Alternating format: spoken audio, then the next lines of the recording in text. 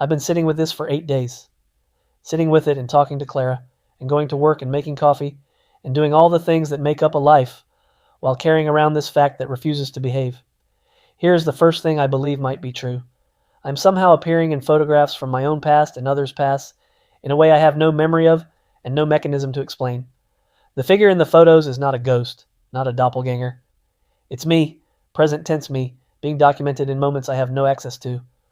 The photo that appeared on my phone was taken by the same force, whatever it is, as a kind of confirmation, a proof of concept, something showing me that the process works in both directions.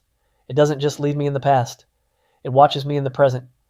The letter was written by someone who had encountered this before, someone who understood it well enough to leave a warning, and who knew somehow that the person finding the photographs would be alive to recognize the face, which means, if I follow this to its end, this has happened before. And the person who wrote the warning knew something about what comes next, and chose, deliberately, not to include it. Here's the second thing I believe might be true. None of the photographs show what I think they show. My brain, grief-stressed and isolation softened after 14 months of living alone, has found a pattern that isn't there. The resemblances are real, but explainable. Genetics run deep, and faces repeat across generations, which is a documented phenomenon. The phone in the 1987 photo is a wallet or a beeper. The photo that appeared in my camera roll was something I took myself, sleep-deprived, and forgot.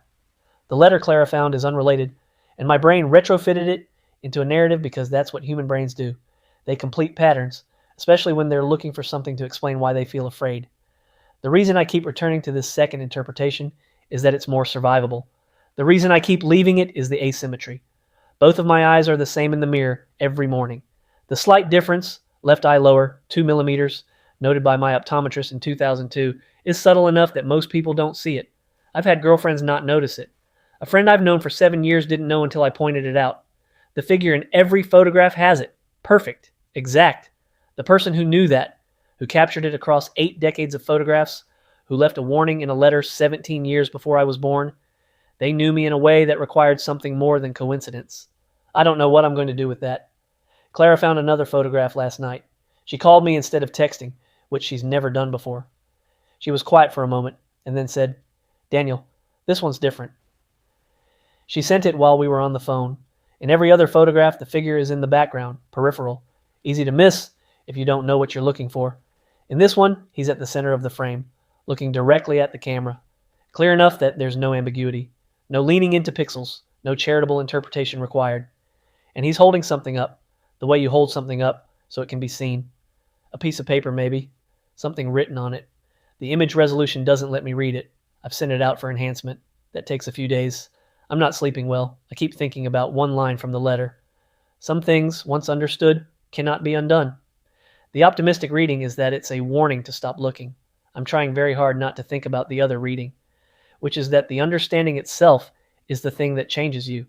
That the moment you fully grasp what's happening is the moment you become part of it.